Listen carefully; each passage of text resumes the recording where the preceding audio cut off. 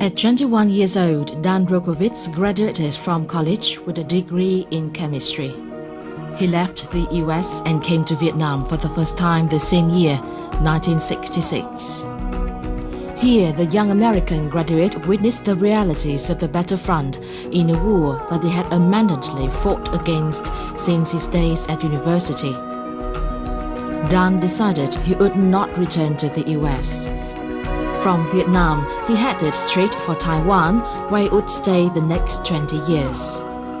In 1996, Dan came back to Vietnam. Touched by the warmth and acceptance of the Vietnamese people, Dan shares he felt a sense of guilt and a motivation to make amends. Here would begin his journey to participate wholeheartedly in a range of community projects on poverty reduction, assistance to the disabled, those living with HIV, and victims of Agent Orange Dioxin. Dan is currently the CEO of Vietnam Hosteling International, where he teaches young volunteers knowledge and necessary skills so that they can join World Youth Rallies with confidence, thus helping to boost mutual understanding, peace and prosperity in the region and the world.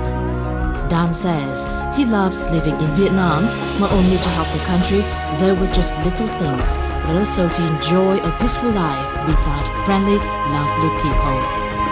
16 years in Vietnam, for Dan, are 16 years of peace and unique experiences, full of interest and surprise about the country, its land and people. Hello there, you're here on another edition of Talk Vietnam. Now our guest today is an American man who has lived here in Vietnam since 1996. His love, his profound attachment to Vietnam has seen many of his Vietnamese friends here in Hanoi deem him a Vietnamese man. He's one of the first yoga instructors here in the country, but also he's been devoting his time and effort wholeheartedly to participating in social work issues here in the country. His name is Dan Rocovits, and he's here today with us to talk about his work and beyond that, his love for Vietnam. Hello, Dan. Thank you very much for joining us here today. Now, I know that you're the founder of Vietnam Hosteling International. Can you tell us a little bit about this organization? Well, first of all, thank you, Ms. Zung, for inviting me. Actually, I was not the founder of Vietnam Hosteling.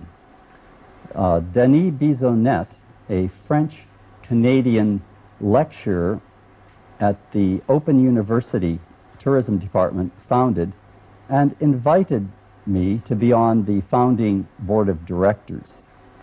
And Hosteling International is, and we're a mini United Nations in the sense that we're all independent. Each country has a national association, and at the moment I'm now the CEO of the National Association. Here in Vietnam. Here in Vietnam.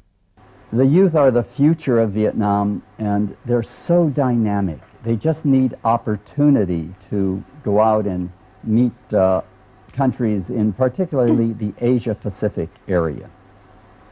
We have gone on youth rallies to other countries in this area, and every time we go, the group of Vietnamese just tend to be the best.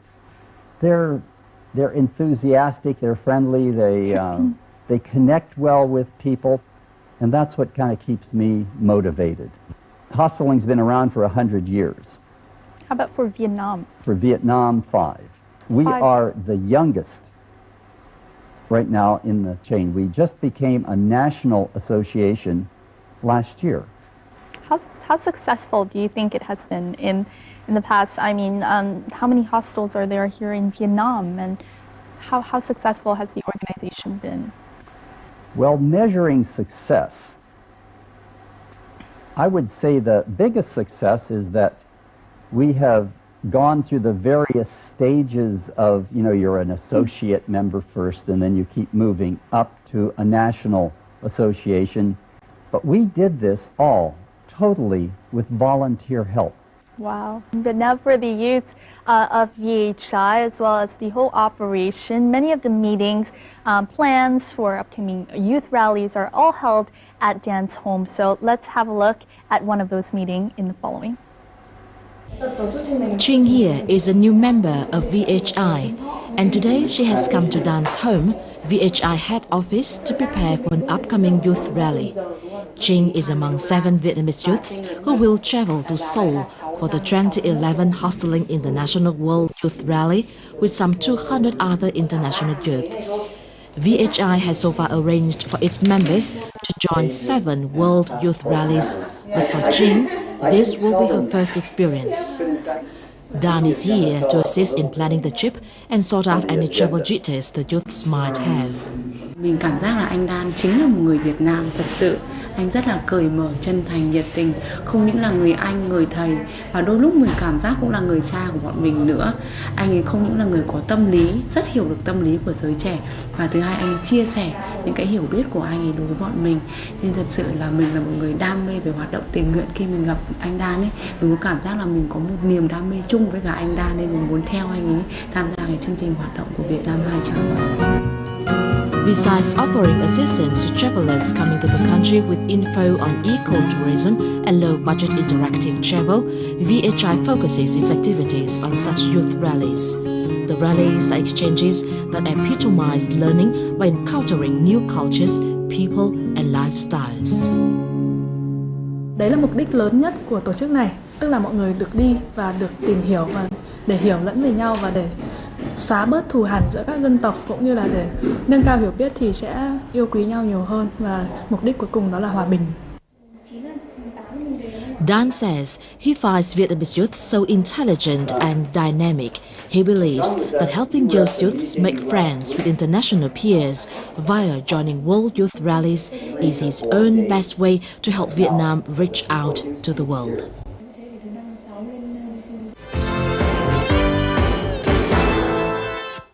Now, Dan, what is your main job now? I mean, beyond being VHI is already a lot of work for you, but I understand that you also focus on something else. Well, I came here in 1996 with World Village Foundation. It's an international NGO registered as a nonprofit in the U.S. Came with another American friend, was interested in environmental projects in Vietnam. And we started World Village Foundation. And I've worked the past 16 years on projects, aid to disabled, poverty reduction projects, basically any project where communities or groups need to work together in a more participatory manner. We facilitate workshops, we teach cooperation skills, etc. One of the larger projects we worked on was Asia Development Bank's poverty reduction concept. Their idea was that Vietnam, which has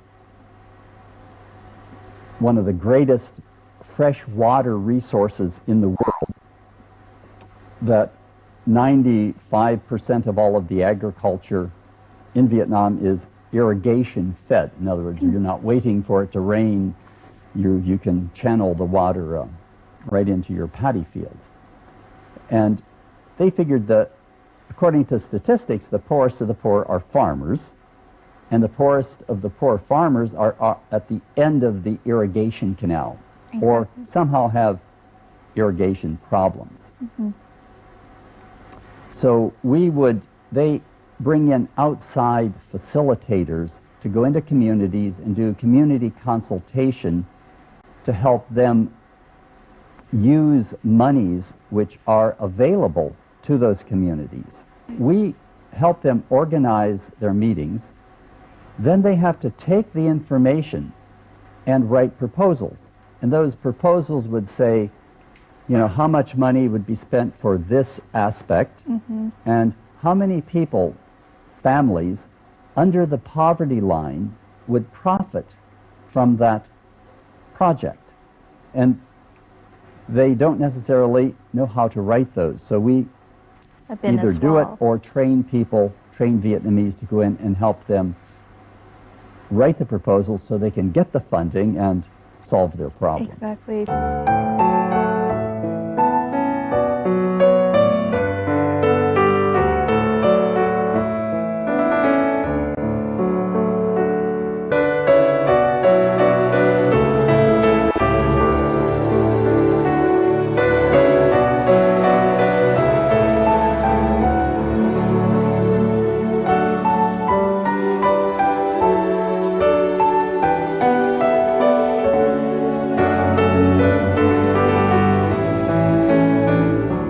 Also work with people living with disabilities. Can you tell us a little bit about this? Do you have any memories of this work that still stick to mind? Yes, I have been working with these issues for most of the time that I've been here in Vietnam. There's a disproportionately large number of disabilities in Vietnam. The average country, even in a developed country, 5% there'll be people will have disabilities. Here it's around 12% for whatever reason. So we tend to have a lot of work in this area. We trained disabled leaders to form self-help groups. We trained them in the soft skills that I'm using to help organize disabled people in their communities so that they can start getting assistance as a group, as a community, rather than as individuals. I understand that your connection to Vietnam dates back long before 1996, which we've said was the year when you first started living here. You first came here in 1966, yes? 1966, that was the year I graduated from college in a very conservative, sheltered part of America. The school I went to was kind of famous for social work. They were also famous as an anti-war group.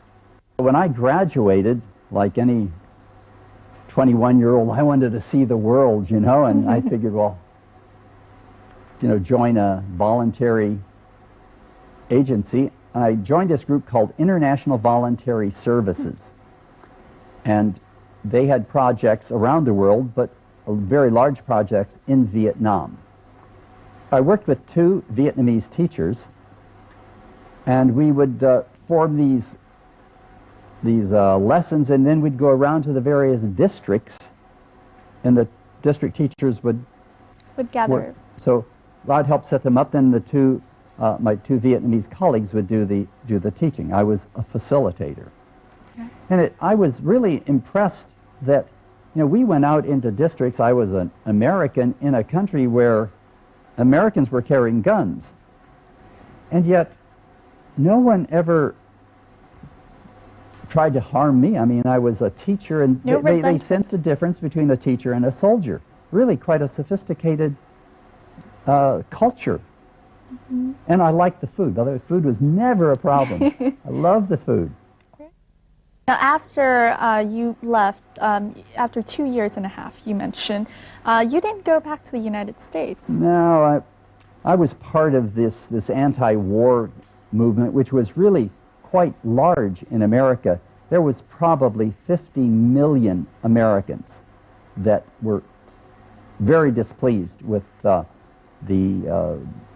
government here in the war in Vietnam. But we have 350 million Americans, so 50 million were allowed to express their displeasure, but still the government went ahead with the majority. So a lot of us really left America. I went from here directly to Taiwan. And you stayed there 20 years. Stayed there 20 years. I visited home, but basically I've been in Asia for the past almost 40 years. What brought you from Taiwan to Vietnam? It was a combination of a lot of things. Guilt is probably one of the strong motivating factors. But how so? Well, any person that's been in a war zone. Very often that is a defining period of your life.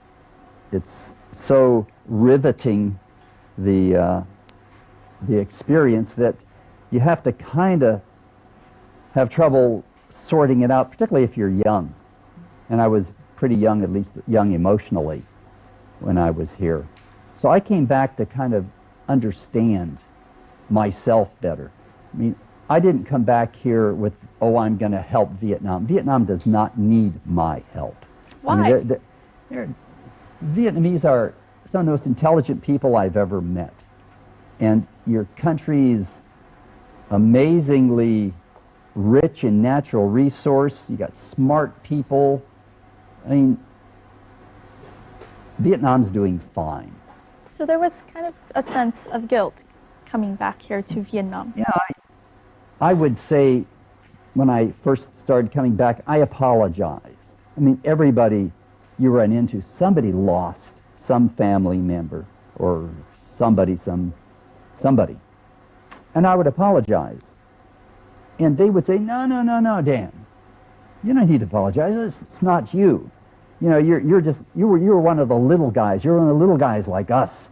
But we Americans directly elect our government leaders. So we feel responsible for what our leaders do.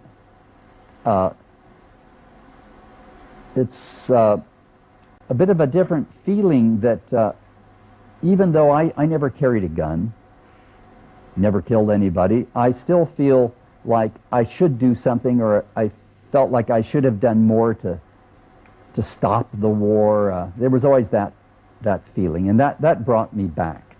You know, I had a bit of a feeling, well, am I going to be accepted when I go back? I mean, we did just such terrible damage to your country. I took my bicycle to Hoang Kim Lake one morning because I was going there to exercise around the lake. And the guy that watches the bikes wasn't there. I was there too early or something. So I asked this woman who was selling bananas along the side of the street, I said, hey, can keep an eye, because I know she was always there. I knew she was reliable. I said, did you watch my bike? You know, I want to exercise, I don't have a lot of time. And no. She didn't want to do it. And I was just chatting, and she said, where are you from? I said, America. Oh, okay, I'll watch it. She didn't charge me. They're welcoming you like that. Yeah. They're accepting you like that. Must have been kind of a surprise to you. Very surprising and great. I mean, that's why I guess I'm still here.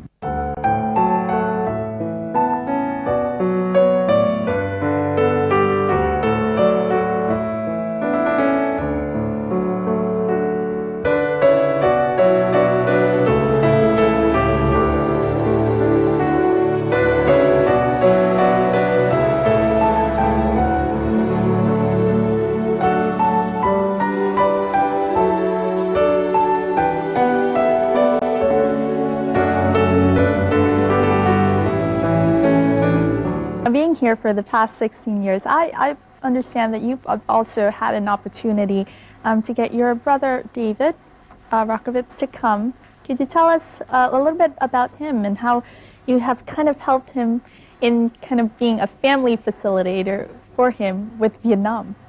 Well, he's an enthusiastic traveler, so any places where I've lived in the world, he's come to visit. When we were both young, we traveled together in backpacks, and like you see all over Vietnam at the moment. He's been here. In fact, he's coming again in this coming December. But this will be his 10th trip. Wow. To Vietnam. And on his 3rd trip, a friend of mine who, American veteran, who was working with the Lang Hiếu Nghị, the Friendship Village. The Friendship Village, took my brother and I out. I had been out there before, and we were at the Friendship Village, and we went in a room where they were doing crafts that they were using to sell, so that, you know, they could teach both working skills and generate money for the village. These are children with living with disabilities. These are severely disabled children. Almost all of them born with these disabilities. And he just saw them working so hard with just very little, you know, ability to do things. He broke down in tears. And since that point, he has been one of the major fundraisers. He joined the Friendship Village project in America, and a lot of the money that he sends over is his own personal money. It's been a long time since Dan last visited the Vietnam Friendship Village. Mr. Đặng Vũ Dũng, the director of the village, accompanies Dan to visit one of the residents who lived at the village for 7 years, and who Dan and close friends refer to as Little Long. Long, 28 years old, is the son of a veteran in Hà Tây who had been affected by Agent Orange dioxin. Thanks to the help of Dan and friends, Little Long has been able to pursue his year-long interest in computers. Now, Long has come back to the village to teach other residents. To Long, Dan has become such a great supporter in boosting confidence and self-esteem. Khi mà người ta muốn làm cái gì đấy thì có thể sẽ phải có ngày xưa thì em có thể đắn đo, bây giờ có thể làm và khi mà ta đã có một cái ý định thì nên làm. Sau mỗi lần chuyện với với Dan thì em thấy vai có thể thoải mái hơn và có những khúc mắc được giải tỏa. As for the Friendship Village, Dan has become a great friend. Qua anh bạn giới thiệu để anh biết là hiếu nghị, thì anh đã nhiều lần đến đây thăm. Đấy. Thế và anh cũng có những cái hoạt động từ thiện nói chung, tức là giúp cho các em là có những cái cuộc triển lãm về các cái bức tranh thêu, rồi những cái hoa lụa mà các em làm, thế để mà trưng bày sản phẩm để bán.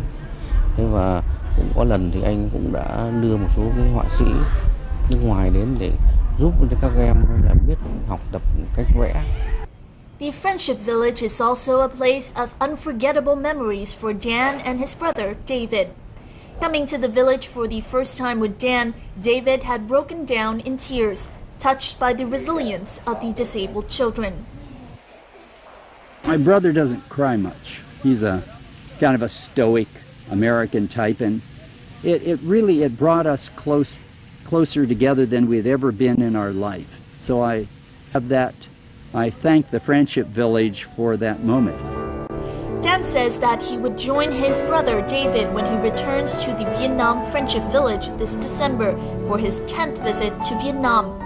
They will continue supporting the village, which is also home to over 120 children living with the wide range effects of Agent Orange dioxin. Now, I heard that in the central region of Vietnam, you've also worked with areas that are affected by Agent Orange dioxin. Can you tell us a little bit more about this? Well, when I was still in Taiwan, I was introduced to a Viet Kieu monk who had relocated to Germany when he was quite young. He wanted to do an aid project in Vietnam, and he wanted help in forming an NGO. So I helped him form an NGO. It's called Compassion International. And they focus on children, education and aid to children, and children with disabilities. They're working now in Hue, Quang Tri, Quang Ngai, which are areas which were heavily sprayed with dioxin.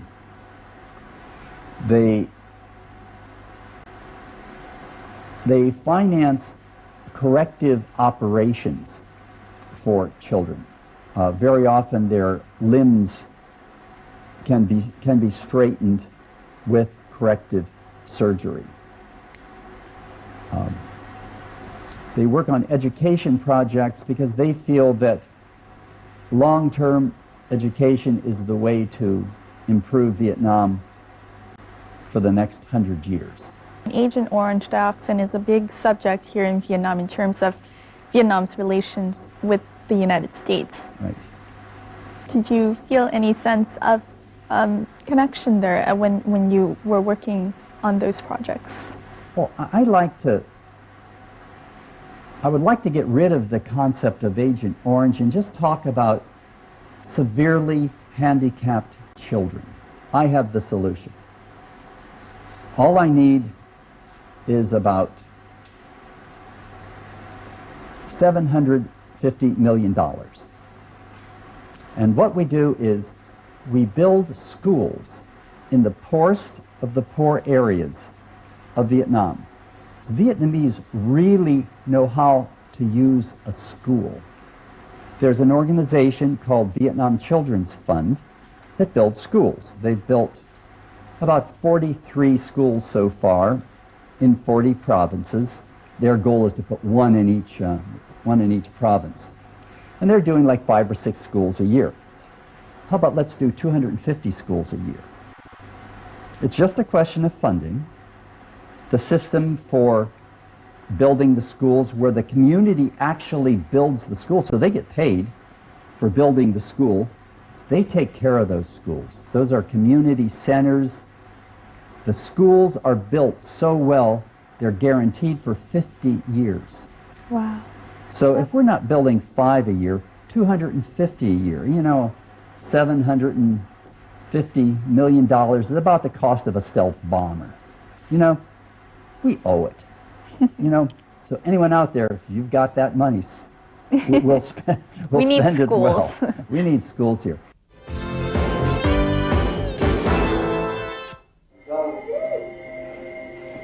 Every morning, Dan's family starts the day with yoga.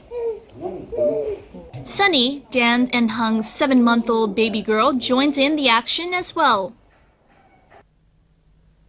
Dan first met Hung 6 years ago, and for Hung, the first impressions of her husband are still vivid and memorable.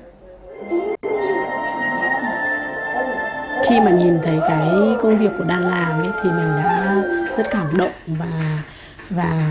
và có thể nói là mình rơi nước mắt ngay cái lúc đó, vì mình thấy rất là nhiều cái poster xung quanh cái căn nhà của Dan ở rất là giản dị và đều là viết bằng chữ tiếng Việt, thì mình cảm thấy là tại sao một người như thế này mà lại gắn bó Việt Nam lâu như thế này. Có một cái mình luôn luôn cảm nhận được là Dan là một người có trái tim lớn. Morning, Dan. Morning. Không có gì có thể nói thay thế được cái mà mình cảm nhận được bằng lời là Dan rất là tuyệt vời, là một người cha tuyệt vời, là một người chồng rất là tâm lý, mọi thứ đều chia sẻ với mình. Bọn mình có thể có những điểm chung có lên đến tới 98%. Dan shares that his biggest achievement in coming to Vietnam has been his family. And Hung and Sunny have helped to make his connections to the country ever more profound and meaningful. Now, we just saw here some footages of you and your very wonderful family. Your 7-month-old daughter, her name is Sunny. Sunny. Yes, Sunny. She's adorable. And we saw there in the footage you were practicing yoga with her. That's amazing. Yeah.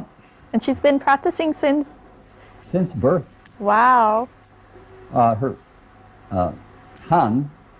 her mother, was doing yoga the day she gave birth. Wow. I mean, obviously there's certain postures that you can't do when you've got a stomach that's a few kilos larger, but so practicing yoga since being in the womb, basically. Exactly. She's going to become a yoga master one day. Well, I don't know about that, but I'm just hoping she'll be healthy. Yes, but she looks amazing. Do you think forming a family, I mean, together with Hung, having a family now together with baby Sunny, do you think that changed you in a sense? I smile more. It's great. And I really love it. I mean, wow. I can't imagine what it'd be like not having Sunny around. Yeah, I like it. And I've never had a maid since I've been in Asia. I've never had a maid in my house. I clean my house myself. We take care of Sunny. We want to do it. We want the joy of taking care of a child ourselves. And that's really been great. Now, we mentioned from the very beginning, we sneak peeked a little bit, that Dan here has been one of the first yoga instructors here in Vietnam. Now we'll join in one of his classes, as he still teaches 4 to 5 classes each week.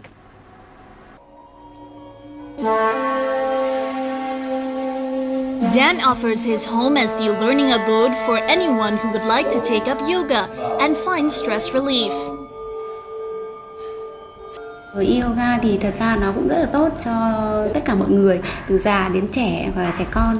Như bọn mình làm văn phòng có thể ngồi 8 tiếng một ngày ở văn phòng ấy, thì nó rất là mỏi vai, hoặc là những người bị tiền đình, rối loạn tiền đình cũng được. Thế đến Dan học thì Dan dạy rất là tốt. Thì mình cảm thấy là khi mà ngồi văn phòng nhiều như thế, đau nhức mỏi như thế thì tìm đến Dan để mình học, mình thư giãn. Dan shares that when he first taught yoga in Vietnam, most of his students were foreigners.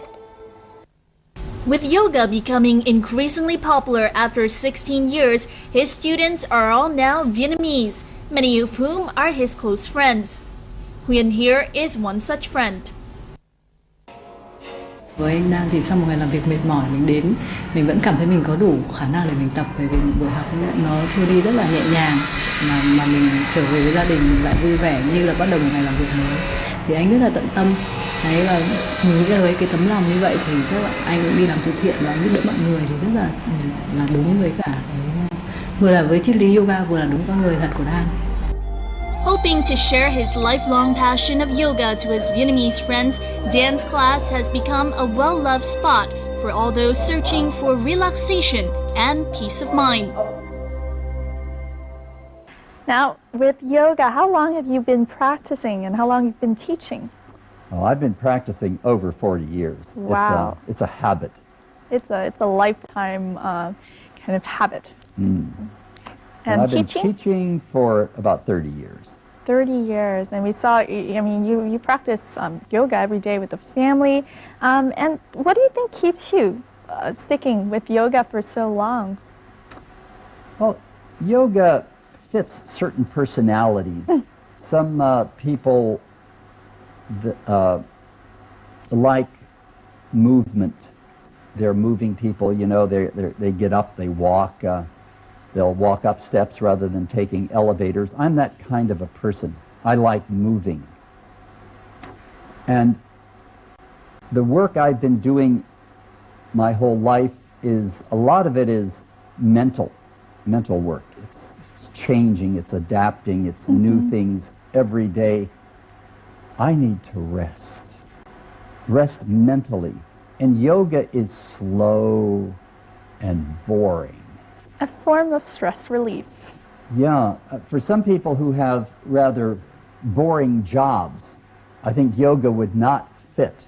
But for people who do a lot of brain work, stressful work, yoga fits, because you just have to relax because you're moving so slowly. You're holding a posture and breathing into it. It's not exciting.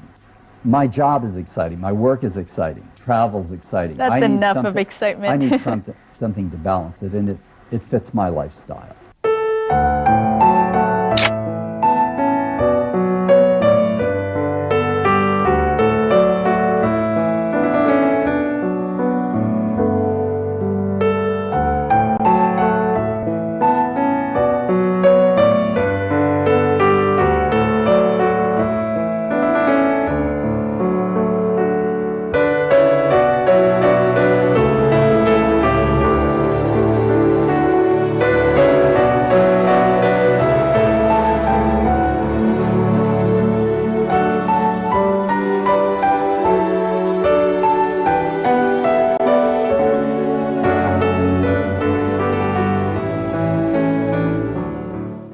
Moving on to your life here in Hanoi, what do you like the best about it? We saw images of you and your family doing your daily kind of walk there.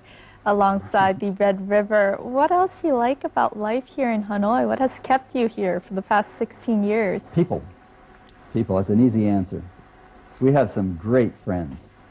It's really, really special folks. And they're all different. It's like going to a buffet, a social buffet. You have crazy artists and, and some really strange folks but they're interesting. A kind of quiz now. I mean, you mentioned kind of short survey about your likes and loves here in Hanoi. You mentioned Vietnamese food. What's your favorite dish? I like the Vietnamese vegetarian cooking. I like pho also, but as I move, the idea is that Vietnam everything is gourmet. You've probably got 2,000 pho restaurants in the greater Hanoi area. And each one is different. Distinctive. And special. And you could walk the city and just eat in little eateries and you'd be eating gourmet food everywhere. That's so special. We don't have that in America. Mm-hmm. Continuing your little quiz now. What is your biggest dream? My biggest dream at the moment is to get Hosteling International more profitable, because mentioned I'm going to be leaving in 5 years, and really it should be run by a Vietnamese. Well, we've talked about dreams. How about fears? Do you have any fears? Biggest fears?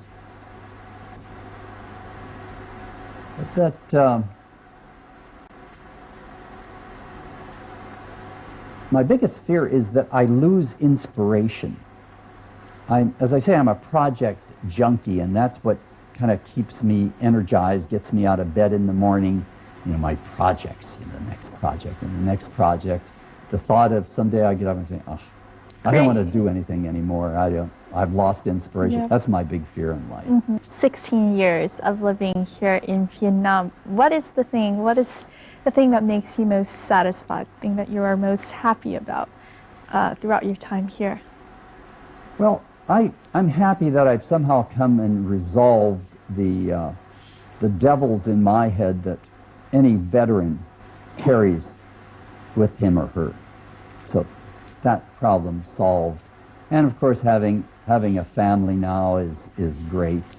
I feel like my job is just about finished here.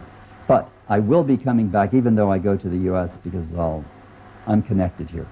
Well, thank you very much, Dan, for coming to Talk Vietnam today, sharing your stories, very wonderful stories. I mean, 16 years and even beyond that, your love for Vietnam, your connection to Vietnam, your help to the country.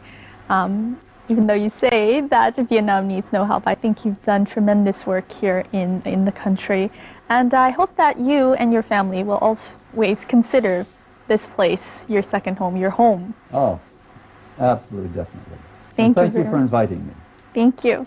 Ladies and gentlemen, that was our talk this week with Dan Rocovits. We hope you've enjoyed the talk session. We'll talk more next time here on another edition of Talk Vietnam. Goodbye.